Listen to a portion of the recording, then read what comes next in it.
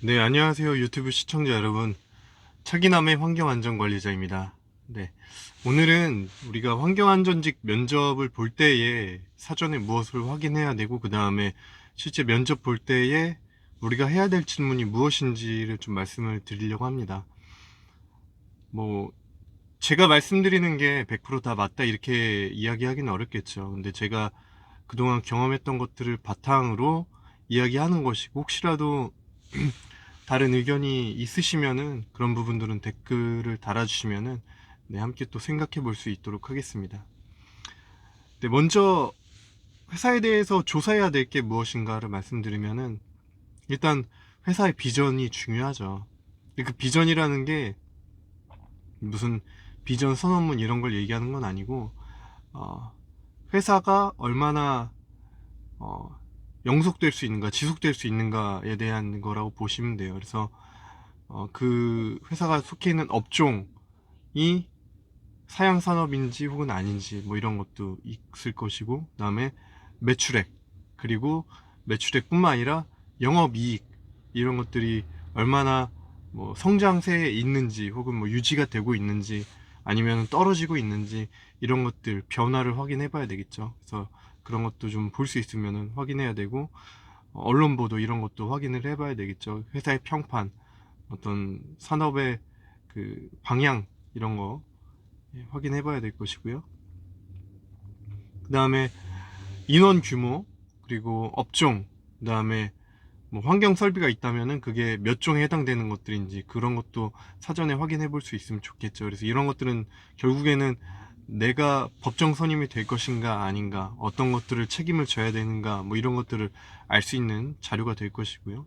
그 다음에 구체적으로 어떤 관리 요소들이 있는가, 위험물 혹은 뭐 PSM, 뭐 유해학 물질, 뭐 이런 것들이 다 조금씩 다르잖아요. 관리 포인트가. 그래서 관리해야 될 것들이 뭐 어떤 것들이 있는가를 확인할 수 있으면 좋겠습니다. 그래서 회사를 선택하는 데 있어서 이제 사전에 많은 정보를 확보해서 여러 가지를 검토를 해야 할 것이고요. 그 다음에 또 중요한 거는 뭐냐면은 내가 일을 하는 데 있어서 혹은 회사를 선택하는 데 있어서 중요하게 생각하는 가치가 무엇인지를 좀 정립을 하셔야 돼요. 네. 그게 뭐 워라밸인지 혹은 업무 성과인지 연봉인지 인간관계인지 혹은 근무 환경인지 이런 여러 가지 나만의 기준들을 또 갖고 있어야지 그 기준에 이 회사가 부합되는지 혹은 부합되지 않는지 를 알 수 있겠죠. 그래서 뭐 이 부분은 부합되지 않지만 이 부분은 또 부합이 되니까 얼추 뭐 밸런스가 맞겠다라고 생각할 수도 있는 것이고요. 그래서 자기가 어떤 기준을 갖고 있는지도 좀 정립을 먼저 해야 될 것입니다. 그럼 이제 우리가 물어봐야 할 질문이 무엇인가? 왜냐면은 결국에는 면접 다 진행되고 나서 끝에 뭐 하고 싶은 말 있으면 하세요. 궁금한 거 있으면 물어보세요 하는데 되게 사람들이 모르겠어요. 그러니까 사전에 다 확인을 했기 때문에 물어보지 않을 수도 있지만 저는 오히려 그때 내가 모르고 내가 궁금해하는 것들을 물어봐야 될 필요가 있다고 생각해요. 예. 그래서 어떤 것들을 물어보느냐 이런 거, 왜 지금 이 채용을 진행하게 됐는지를 알아야 되겠죠. 왜 이 채용이 진행하게 됐는지, 전임자가 퇴사한 것인지 아니면은 신규 TO가 발생해서 인원을 확충하는 건인지 알아야 될 것입니다.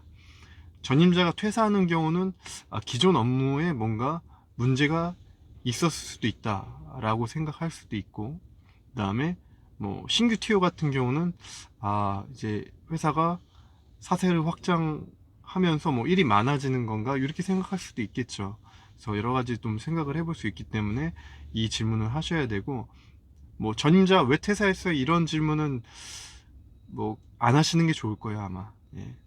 좀 의도가 뭐 나쁘다고 볼 수도 있기 때문에 전임자가 왜 퇴사했는지 물어보기보다는 이 포지션이 지금 왜 오픈이 됐는지를 물어보시면 좋을 것 같고, 그 다음에 두 번째는 환경안전부서가 있는지를 한번 물어보시면 좋을 것 같아요.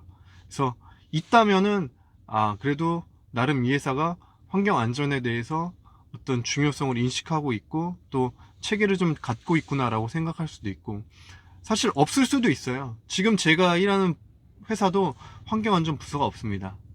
그래서 없을 수도 있는데, 그렇다면 없을 수도 있을 때 우리가 또 중요한 게 이어질 수 있는 질문은, 환경안전 관련돼서 함께 일할 선임자나 혹은 동료가 있는지를 물어보셔야 돼요.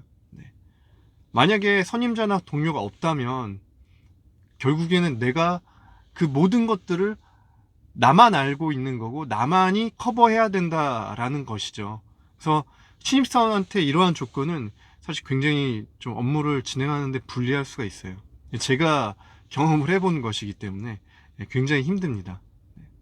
왜냐면은 법규도 잘 모르고 또 막 관공서에서 나왔는데 대응하는 방법도 잘 모르잖아요. 결국에는 업무에 구멍이 생길 수밖에 없다라는 것이죠. 그래서 혼자 모든 것을 커버해야 된다라고 한다면 신입사원은 좀 잘 생각을 좀 해보셔야 될 것 같고요.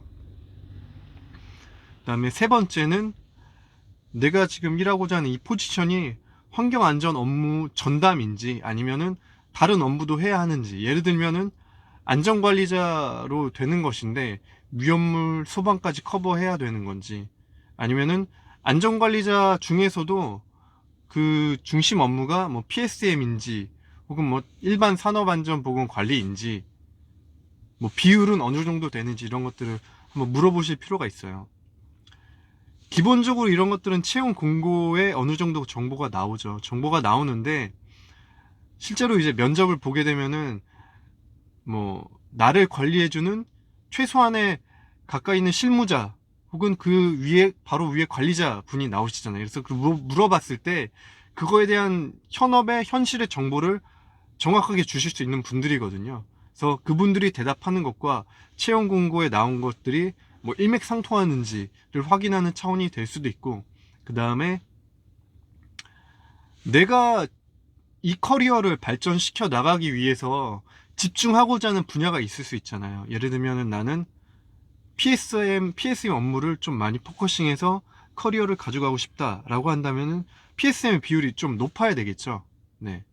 다른 환경 관련된 업무가 더 많다 그러면 이거는 내가 생각한 커리어 디벨롭먼트랑 좀 다르잖아요.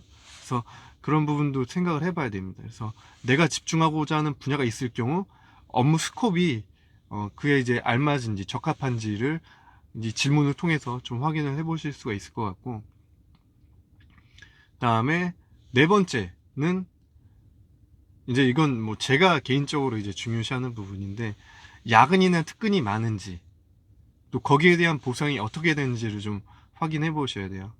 사실 업무가 몰릴 경우에는 당연히 야근 특근 할 수가 있습니다. 발생할 수 있는데, 만약에 평상시에도 항상 업무가 많아서 야근이나 특근을 많이 해야 된다면 내 개인이 워라밸을 중요시 하는데 그런 상황이라면 굉장히 힘들겠죠. 네.